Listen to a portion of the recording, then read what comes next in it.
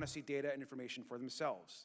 The enormous interest in the hearing today underscores the importance of a fair and open look at the evidence. As we convene here, UAP are in our airspace, but they are grossly underreported. These sightings are not rare or isolated, they are routine. Military aircrew and commercial pilots, trained observers whose lives depend on accurate identification, are frequently witnessing these phenomena.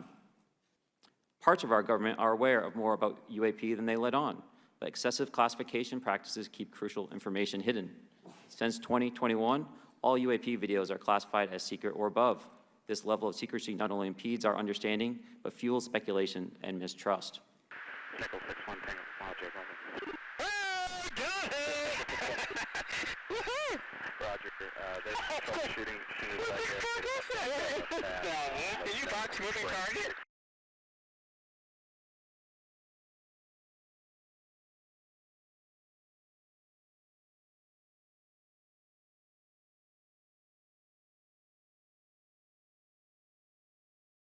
In 2014, I was an F-18 Foxtrot pilot in the Navy Fighter Attack Squadron 11, the Red Rippers, and I was stationed at NAS Oceana in Virginia Beach. After upgrades were made to our jet's radar systems, we began detecting unknown objects operating in our airspace. During a training mission in Warning Area Whiskey 72, 10 miles off the coast of Virginia Beach, two F-18 Super Hornets were split by a UAP. The object, described as a dark gray or a black cube inside of a clear sphere, came within 50 feet of the lead aircraft and was estimated to be 5 to 15 feet in diameter. The mission commander terminated the flight immediately and returned to base. Our squadron submitted a safety report, but there was no official acknowledgement of the incident and no further mechanism to report the sightings. Soon, these encounters became so frequent that aircrew would discuss the risk of UAP as part of their regular pre-flight briefs.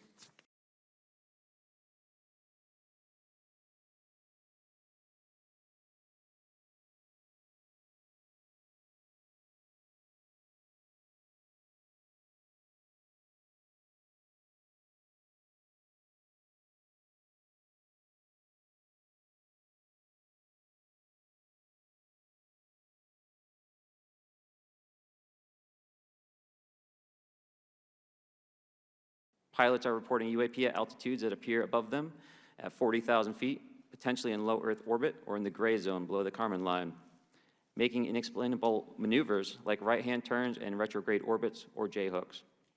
Sometimes these reports are reoccurring, with numerous recent sightings north of Hawaii and in the North Atlantic.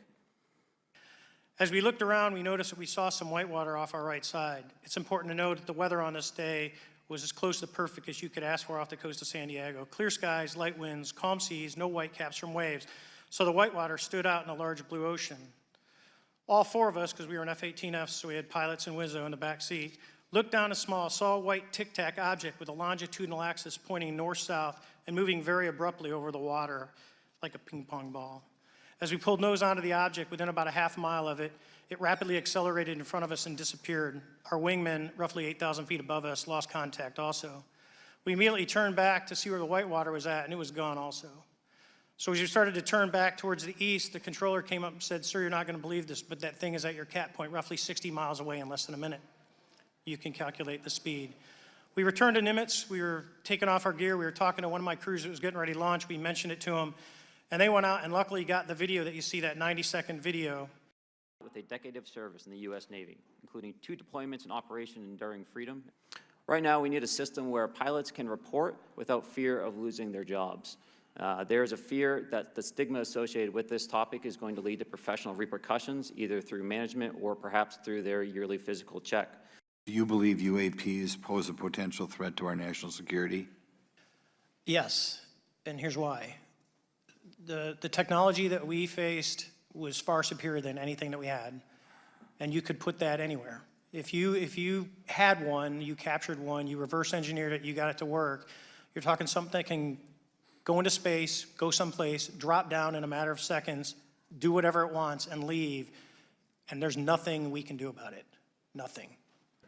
Has the U.S. government become aware of actual evidence of extraterrestrial, otherwise unexplained forms of intelligence? And if so, when do you think this first occurred? I like to use the term non-human. I don't like to denote origin. Keeps the aperture open, both scientifically. Right. Certainly, like I've discussed publicly previously, 1930s. Last week, White House NSC spokesman John Kirby stated that UAPs are having an impact on our training ranges and need to be treated as a legitimate issue. Do you concur with his statements? That's for each of you. Yes. Yes.